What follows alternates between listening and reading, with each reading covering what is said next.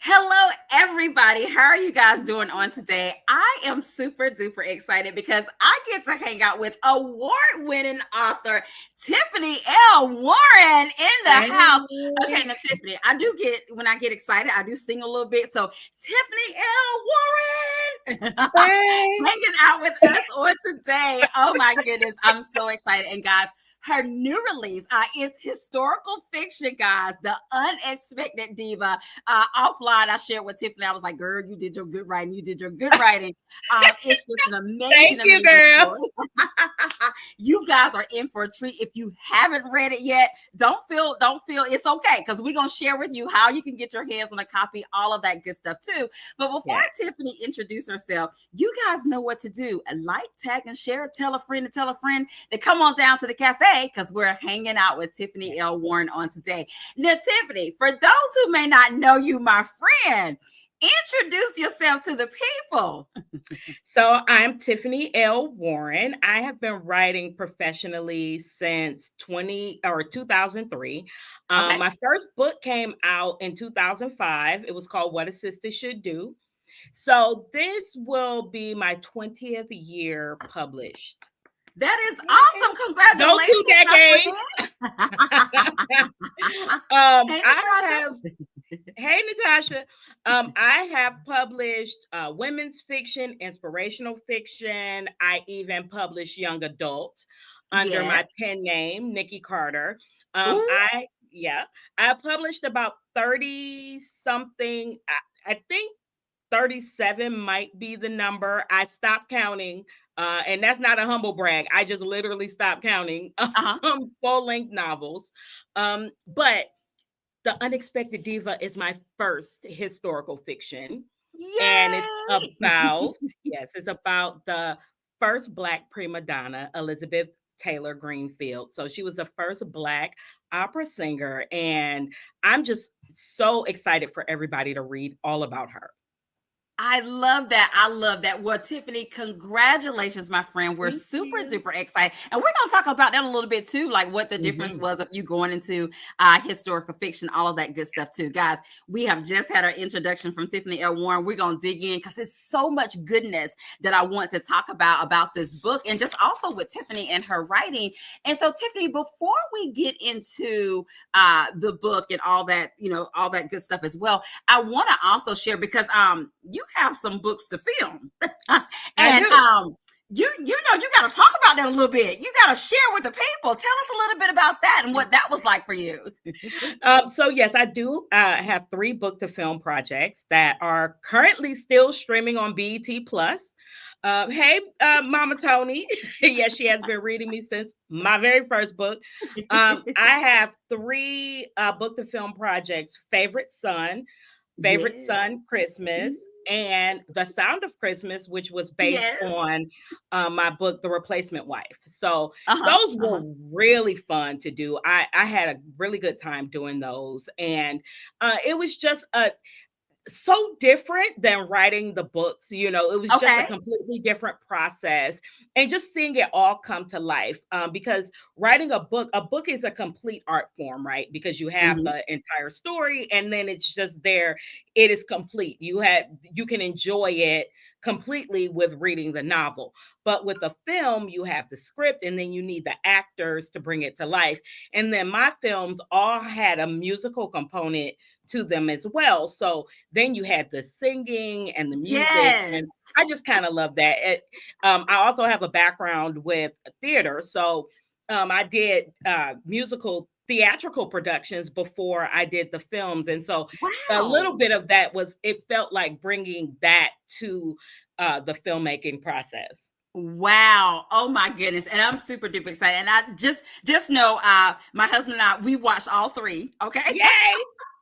And they're the type of movies that you could just watch them over and over again and you just really enjoy them. So the first one, the second one, and the third one, we've enjoyed it. Now Tiffany, we're gonna get into the book, but I gotta tell you about this.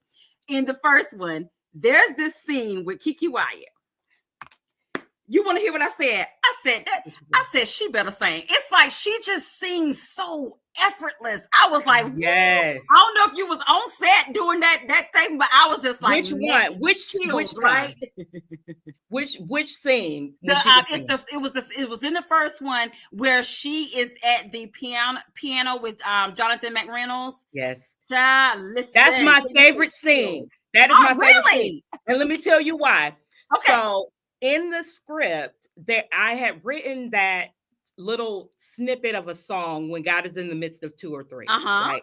I did not, I just put that in there as a placeholder because I expected a songwriter to come in and just write a little worship song. But I wanted them to know this is where a worship song goes. And this is kind of what it should sound like. Right. Well, Jonathan McReynolds got on the set and they had not written a song for that. And he was Uh-huh. like, that's okay. I'll just ad lib from this. Like, I'll just improvise. And so he got on the piano and he just improvised. He used my lyrics and just improvised right then on the set. And Kiki Wyatt, like, she harmonized with him and it was so beautiful It and so was. anointed, and they did it right there on the set. And I was not there. I had COVID, so I missed Oh that. I no. did miss Wow. that piece of it. Yes. I didn't get there Oh till my the goodness. very end of that particular movie. I got there for the they filmed, like, they had a break because there was a COVID outbreak on the set. So Okay. there was a break. And so I had time to heal, and then I got down there for like the last week of filming. But yes, so Wow. that's a little behind the scenes action. See, we So got some that tea, Tiffany. We got some Yep, tea. that was some tea. Yep, that's my favorite scene. I will turn on the movie just to fast forward to that piece because I love it. Wow, I love that. Well, thank you for sharing the behind the scenes. And guys, definitely they, like Tiffany said, they are streaming on BET. You will definitely enjoy all three of them. They are amazing. So Tiffany, congratulations to you, my friend. Now Thank you. I know the people ready. I know y'all are ready to hear about the Unexpected Diva. And Yes. so how we will go into it, Tiffany, I definitely want you to share. If you want to hold the book up or what have you, guys, this cover. Oh my goodness, Tiffany, what was that like for you when you saw your final cover of the Unexpected Diva? And I said, So I got a little. Is it red or pink? so the cover is like a burgundy. Okay, The okay, lettering is burgundy, and she's yeah, wearing a cream color gown. And we got the inspiration for the cream color gown because there is actual artwork of Elizabeth Taylor Greenfield. If you Google it, you'll see wow, it, where she's wearing all cream, and she's wearing her hair in the style of um the Swedish Nightingale, Jenny Lind, who she was yeah, always compared to in the reviews. And so her stage name, the Black Swan, actually came from a review where she was compared to Jenny Lind, the Swedish Nightingale. So one of the reviewers said, well, why do we need this European Jenny Lind, the Swedish Nightingale, when we have an American? Give us the Black Swan. And so it stuck. The name stuck.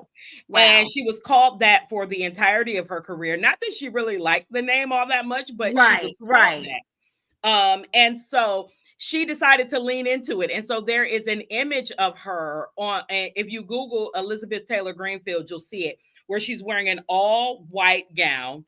And wow. she started to wear her hair in the style of Elizabeth, of the Swedish Nightingale of Jenny Uh Lind. huh.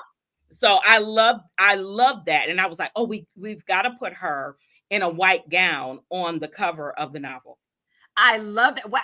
Tiffany, you just spilling all the tea. I love it. I love it. I love it. Guys, if you are joining us, we're hanging out with Tiffany L. Warren. And if you're just getting here, you're right on time because she is sharing and spilling a little bit of tea about her new novel, The Unexpected Diva.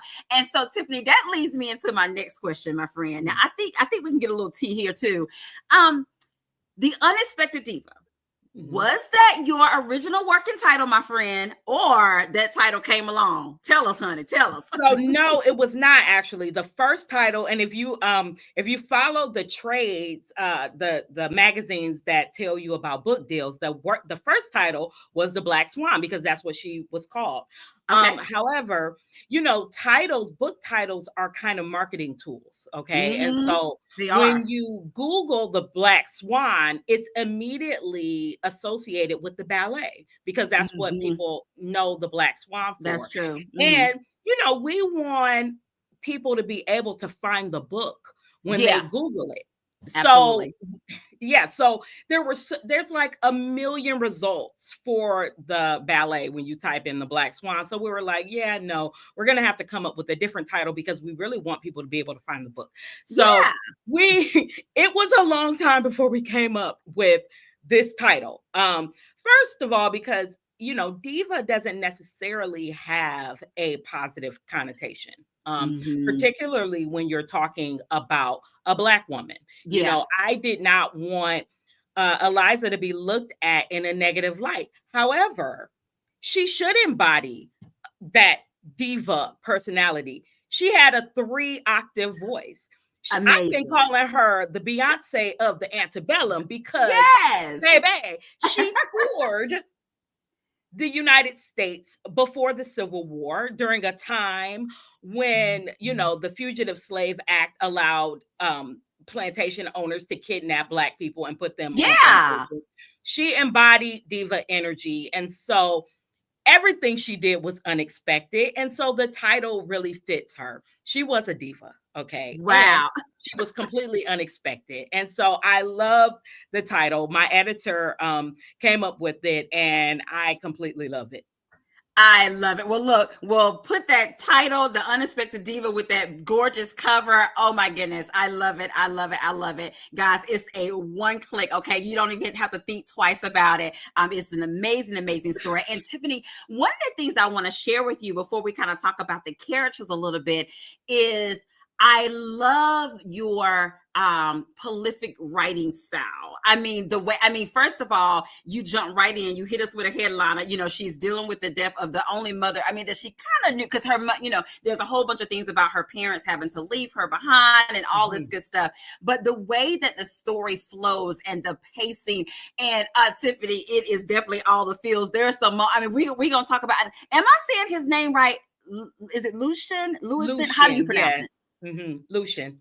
Okay, I've been saying it right, Lucia. I've been reading it right and saying it right. Well, even with him, it was just, Tiffany, and we probably have to talk about this behind the scene. Mrs. Brown, child, listen. I said, Mrs. Brown is something. Okay, She was a piece of work. something. Yeah. But she was a mama. She was looking out for her son's best interest. She was a mama for real. Oh my goodness. But I wanted to definitely let you know that again, I love the flow of it. I love the pacing of it. And it was some of the things that happened, you could feel it radiate off the page. I'm an eclectic, emotional reader. Like I'm all in when I'm reading. There is moments where you are clutching pearls. There are moments where you just really feel what Eliza is feeling, because there is so much. This is kind of like pre-Civil War, okay? Yes. So you can imagine, like Tiffany said, they were still kidnapping, even though she was free. They were still kidnapping freed slaves, and bringing them back into slavery. So she had all these things up against her. Not only that, people that she thought would support her, they was kind of like not supporting her. So she kind of had to have this, I can do this, I'm gonna do this, what have you too. So I wanted to share that with you, Tiffany. But I want to ask you this question because again, you are such an eclectic writer and you do have a range of, like you said, you have YA, you have women's fiction, you have inspirational fiction, all that good stuff as well, women's fiction. But now you are tapping into historical fiction, my friend. Would you say historical fiction found you or you found it? I will say historical fiction found me because Okay. I wouldn't say that I necessarily am like going to stay in historical fiction. There has to be a story that draws me, right? I have to have a story that draws me in. And so people keep asking me how I found Eliza. I was researching my second historical fiction when I discovered Elizabeth Taylor Greenfield. So I was drawn into the story of Yolande Du Bois, W.E.B. Du Bois's daughter. I was watching something on social media where they were talking about the story of how she married Count Cullen, the gay poet of the Harlem Renaissance, right? And I said, "Oh, that's juicy." And I really want to know the real story behind it because I Oh, knew that what I heard on social media was probably not the real story. Like it was juicy and gossip filled, but there was probably more behind it. And I wanted to okay. research it. And so I started doing research on it because I was like, I want to write that story. Oh, And W.E.B. Du Bois had a record company during the Harlem Renaissance called Black Swan Records. And it was named in honor of Elizabeth Taylor Greenfield. wow. So if anybody knows about writing historical fiction, you fall down rabbit holes of Yes. research. And so that day, I fell down the rabbit hole of Elizabeth Taylor Greenfield. Now, a little bit about me. I love opera music. I've been loving opera since I was a teenager. Wow. Okay. And yes, and so I had written another novel called A Multitude of Sins that my agent was about to start shopping completely independent of these books. Right. And I said, wait a minute, Latoya, do not shop that because I have found a real opera singer and I'm going to use the opera research that I did for that novel. And I'm going to write about this real person because her story Wow. is amazing. She was born enslaved on a plantation. She was freed as a small child, raised in Philadelphia in this abolitionist community. I have to write this book. And so I found this story by accident, and I could not believe that I had not heard of Elizabeth Taylor Greenfield. And because I stumbled upon it and the story just captured me, that's why I wrote it. So for me, with historical fiction, it definitely found me. Someone, Natasha, asked, did she miss where the research was conducted? I did a lot of research in newspapers, historical newspaper clippings, the Frederick Douglass newspaper, which was the precursor to the North Star, had lots of editorials about Elizabeth Wow. Taylor Greenfield. I was able to piece together her tour schedule from the reviews of her concerts. There were lots of in the BBC, or not BBC, I'm saying BBC, but I mean the UK, in their news, they were like the paparazzi to Eliza. As soon as she hit the shores of the United Kingdom, they were following her. Every move she made, they followed her. So there was so much information in their newspapers. So I got a lot of the information about her in newspapers. One thing that I found Hmm. was the wills that were written. Like, so Miss Elizabeth H. Greenfield and Eliza both had wills that were documented that helped me Wow. find information about them that wasn't Look, documented Tiffany, anywhere else. you see, you don't sucked us in even with the research. I'm like, oh my Yes. goodness. Wow. Yes. So, but it's very like you have to go to places you can't find this information on Google. Like I had to go to public records and Hmm. libraries and historic newspapers to find this information because it's not something you could just type in Google Right. and find it. Yeah.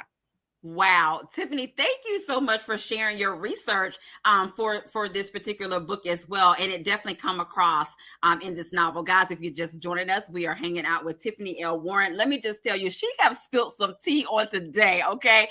Sharing about her new book, The Unexpected Diva. Now, Tiffany, we got to talk about these characters just a little bit, my friend. And of course, y'all, she is going to read a snippet. So hang on. She'll be reading a snippet in just a little bit. But of course, you have shared with us a little bit about Elizabeth Taylor Greenfield.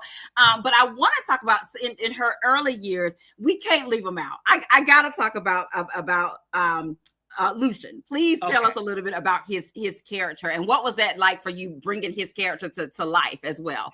So Lucian was fictional, right? So there's so many characters in the book that are fictional, and I had to give Eliza some, romantic interest because this is all about good storytelling. Yeah. Historical fiction is, part history and part fiction. And we read fiction for entertainment. We want a Yeah. good story. And I loved being able to put Eliza in these impossible situations, dangle her off emotional cliffs, because Yes. that's one of the things I like consider that to be my specialty. Anybody who's been reading me knows that I love to do that. I will Yes. dangle a character off an emotional cliff, and sometimes I just push them over, like push them Woo. over. But that is what Lucian was. He was an emotional cliff Yes. for Eliza. Indeed. Yeah. Oh my goodness. Thank you for sharing about his character. Please talk a little bit about Ophelia. Because Ophelia, she kind of had her back as well. Tell us a little bit about her character. Yeah, so Miss Ophelia actually was a character that was mentioned in one of the research items that I had. Mm-hmm. So there was a program book written for one of Eliza's concerts, and I don't know how factual the information was. So, like I said, this is historical fiction. If it Right. was real, great. If it was fictional, okay. But But there she was a was able to use program it. book, right? There was a program book written for one of her concerts, and for the concert goers, just to be clear, most of her concerts in the early years were all white attendees. So there was a program book written, and it was called The Black Swan at Home and Abroad. And Wow. it told the story of Eliza's life. And so there was a neighbor, Miss Ophelia, who helped Eliza to get lessons. And so I was like, oh, let me tease her out a little bit in the book. And so I gave Miss Ophelia a little bit of a backstory, and I made her an ally. Just Mm. in this community where Eliza was raised in Philadelphia, there were Quakers, and there were also a lot of free Black people. And so I was unable to find as much information as I liked on the free Black people that would have been instrumental in Eliza's life. So I just, made them up, because, of course, I know that with that many free Black individuals in the community, Eliza would have been friendly and friends with them. So that's Yeah. why you see Hattie Fortin showing up in the novel, because she was a powerhouse. The Fortin sisters teamed up with Lucretia Mott, who was one of the Quakers who helped found the um, Philadelphia Female Anti-Slavery Society. This was a group of women who were just, they were abolitionists, and they helped shuttle so many people from the South through the Underground Railroad to Toronto. I just am so inspired by these women, and I had never heard of them. And I was like, I like to pride myself on my Black history knowledge, and I had never heard Yes. of them either. So, discovering all of these people and being able to put them in my book, even some of the Black historic churches, everywhere Eliza went, Michigan Street Baptist and Buffalo, and the church that Eliza went to, even when she died, she was still a member of Shiloh Baptist in Philadelphia. So there are historic Black churches all through the book. Mother Bethel AME in Philadelphia. These churches all come to the forefront, because when I'm doing historical fiction, I want to be intentional about making sure that our history is documented.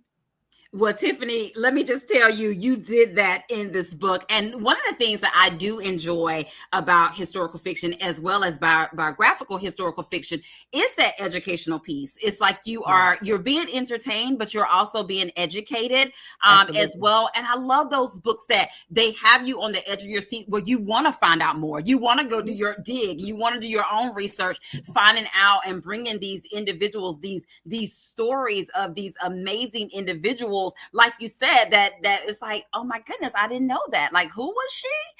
Why don't we know about her? So again, thank you and job well done. Guys, if you're joining us, we're hanging out with Tiffany L. Warren. Okay, I'm not going to keep y'all waiting, because I know y'all are ready. I know Tiffany has shared a lot of great information about her new book, The Unexpected Diva. She's getting ready to share with us a short snippet. Tiffany, I'm going to allow you to kind of set the tone or set the stage, and then you may start reading when you're ready. Okay.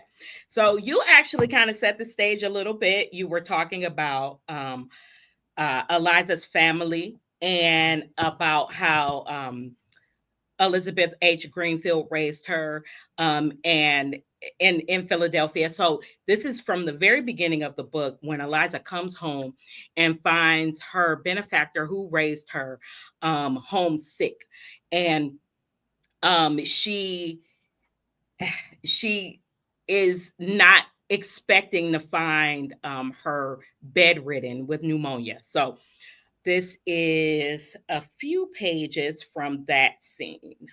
Okay, let me see. Okay. Show me what you've learned in your lessons, Miss Lisbeth asked. Well, I'm learning an aria, but I don't think it's good enough yet. I'm sure it's better than you think. Learning from Bella is the next best thing to being educated in Europe. She may even be better. Let me hear it. Another soft smile and a hand squeeze are all the encouragement I need. I push away the thought that this may be the last time I sing for Miss Lisbeth, but her chest continues to rattle with every breath, and the pale, wrinkled hand that covers mine has lost its vigor. I swallow to moisten my throat.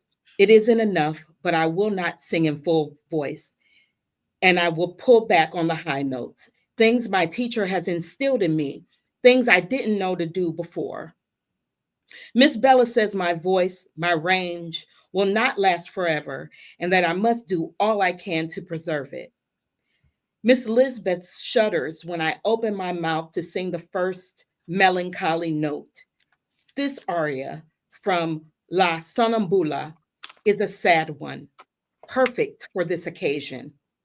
All the grief I feel at the thought of losing Miss Lisbeth comes rushing out over the notes as I sing the words.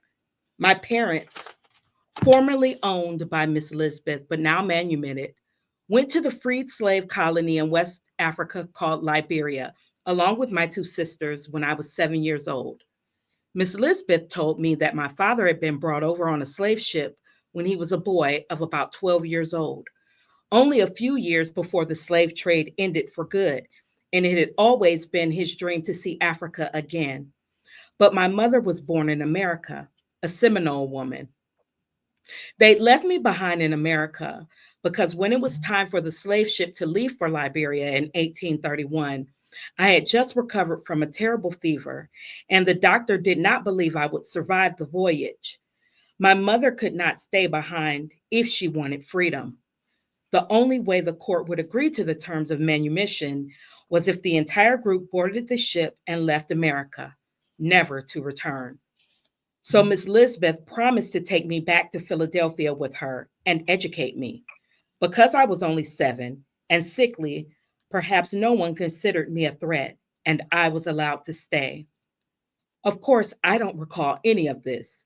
This story was told and retold to me over the years by Miss Lisbeth, and with every retelling, she adds or subtracts a detail or two.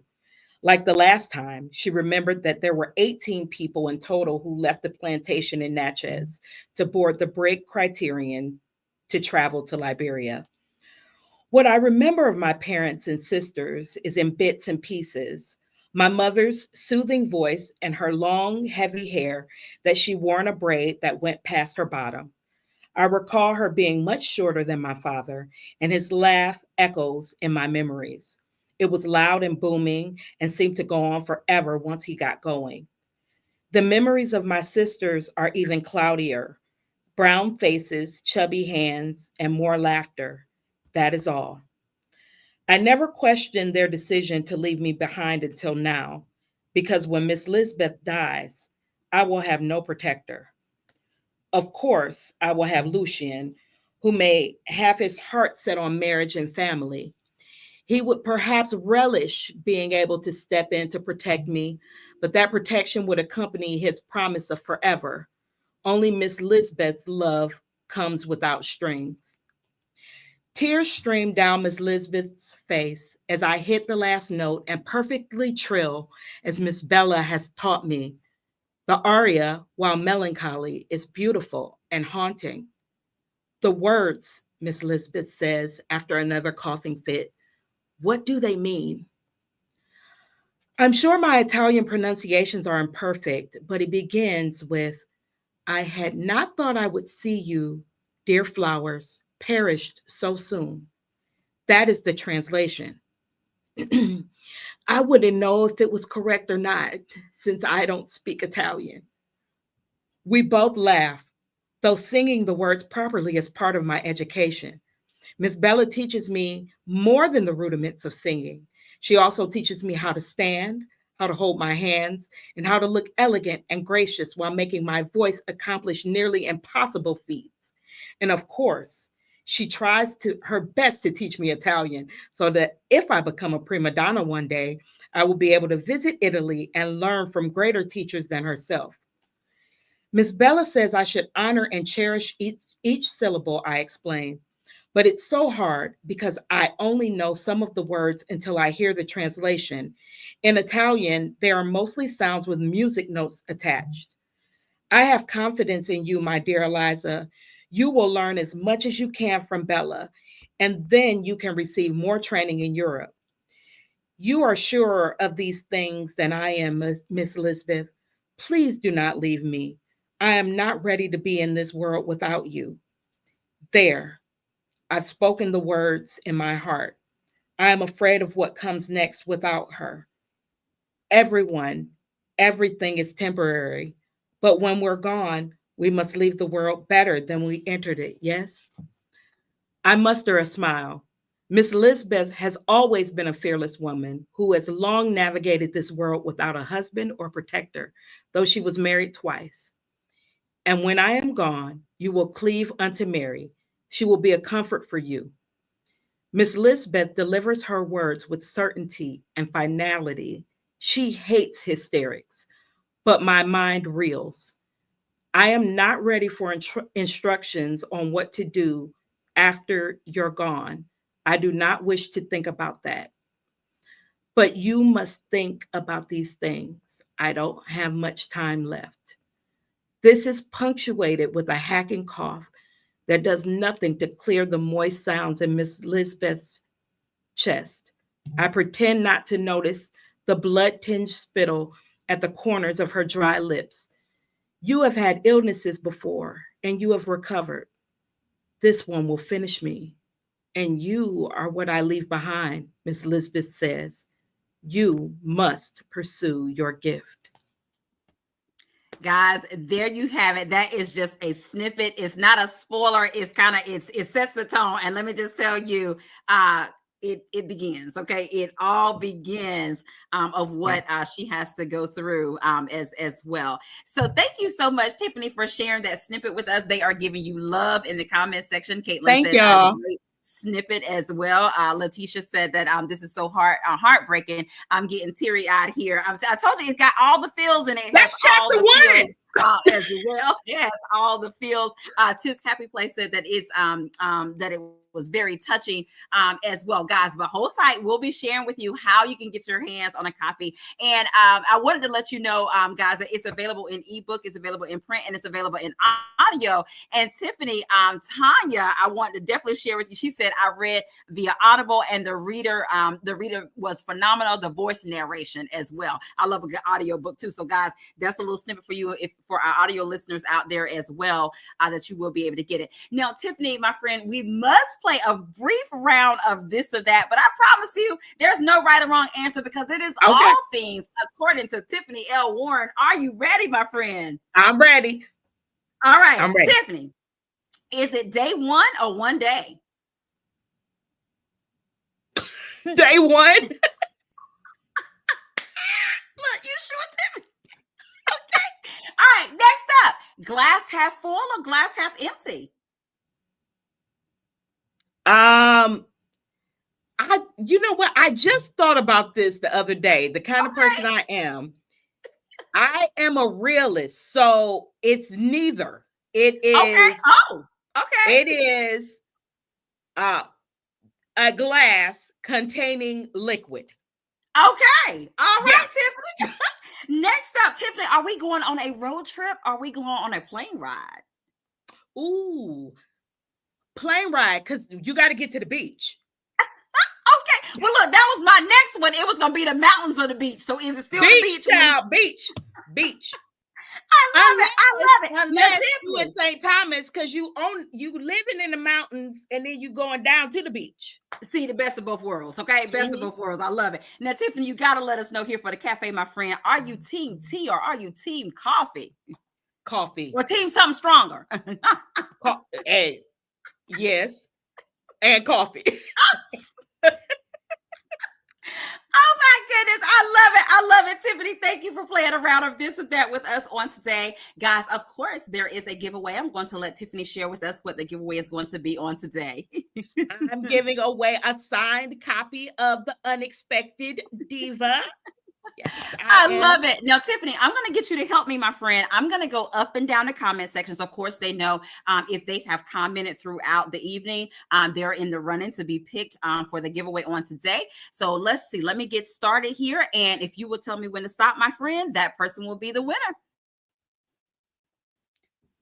Stop. Okay. Okay. Antoinette Gates, you are the winner, my friend. Yay. If you will inbox me your information, I'll be sure to get that over to Tiffany and she will get you an autograph copy of The Unexpected Diva. Now, for everybody else that is watching, as we stated, it's available in ebook, audiobook, and print. So whatever suits your fancy. And of course, y'all know one of our sponsor bookstores, Riches in Reading, has autograph copies of The Unexpected Diva. We will be dropping the link in the comment section as well, so you can order it from Riches in Reading. And then Tiffany's going to share with us other places that you can get The Unexpected Diva as well. Yes, you can get The Unexpected Diva. If you're looking for signed copies, you can get it from the Doc Bookshop in Fort Worth, Texas. Also, Politics and Prose in Washington, D.C. has signed copies. And Bookmarks in Winston-Salem, North Carolina has a couple of signed copies. So if you're looking for signed copies, they have them there. Also, anywhere books are sold. I love that. I love that. And guys, I support your indie bookstores. Let me just tell you, definitely Yes, do that please. if you can. But if not, of course, Amazon, if you need to go there, get it from there as well. Anywhere you get it from, Barnes and Nobles, any of the places that you get it from, guys, definitely leave a review. I know that Tiffany will be so appreciative of you. And of course, guys, again, I know the indie bookstores, they will be appreciative if you get it from there as well. And again, if you have a local indie bookstore, call them and ask them. If they don't have it, hey, say, can you order me a copy? And you can purchase it from them that way as well. Yes. I love it. We got to definitely tell a friend to tell a friend. Help Tiffany spread the word about her amazing new novel, The Unexpected Diva. Now, Tiffany, you have to share with us, my friend, how can we stay connected with you? Please follow me on Instagram at Tiffany L. Warren, and I'm on Facebook at author Tiffany L. Warren. I'm those places. And I also have a website, www.tiffanylwarren.com. I All of those love it. places. Now, Tiffany, on your website, is there a newsletter that they can sign up for to stay connected with you? Yes, there is a mailing list on the website. So if you go on there, you go to the contact page, you can sign up for my mailing list. I love it. I love it. Well, Tiffany, it has been amazing, my friend, hanging out with you. The time goes by so fast, my friend. Oh, my goodness. And of course, I want to allow you, before I allow you to have the last words, I have one final question for you. And that question is, what did Tiffany L. Warren enjoy about writing The Unexpected Diva? I really, really enjoyed finding this triumphant story, this joyful story in such a dark period of American history, because I wanted to write some historical fiction that was uplifting. I've been listening so much to Nikki Giovanni since she passed away, and she said something that was so profound. She said, during the darkest times and during times of oppression, Black women always find ways to be joyful. And that this story is such an example of that. Eliza's story is such a joyful one, and I feel so blessed that I've been able to find this story and share it with the world. So she shouldn't be a hidden figure. Elizabeth Taylor Greenfield's name should be known. The amazing divas that we know today that are household names like Marian Anderson and Leontine Price, and one of my favorite divas right now is Cynthia Erivo. They all stand on Elizabeth Taylor Greenfield's shoulders. So I Mhm. am just happy to be able to share her with everybody else. Thank you so much, Tiffany. Oh my goodness, guys. Go out, get the Unexpected Diva, as we've stated, ebook, audiobook, and print, whatever suits your fancy as well. And I want to reiterate, once you read it, definitely leave Tiffany a review as well. And tell a friend about this book. Book clubs, great book to read as a book club. Oh my goodness, so many things to discuss, all of that good stuff as well. Of course, our time goes by so fast. Definitely subscribe to my YouTube channel, Angela Anderson's YouTube. You can stay connected with me on Instagram, on Facebook, all of that good stuff as well, guys. And again, definitely make sure that you're following Tiffany L. Warren to find out that she's on tour. So see, she may be in a city near you. Find out where she's going to be, hang out with her, and talk about her new book as well. And not only that, just follow her on social media so you can stay abreast of what she's working on, as well as subscribe to her newsletter. So Tiffany, thank you, my friend. I want to allow you the last words of what you want to say to the people. I thank you, and I can't wait to hear from you guys after you read The Unexpected Diva. And please, please, please leave a review. I appreciate you guys so much. Thank I love you. it. Well, guys, that is our show on today. And as we always say, have an amazing day, because we're having an amazing day. And until next time, we'll see you guys later. Bye-bye. Go get you a copy of The Unexpected Diva. You will definitely enjoy it. Bye-bye.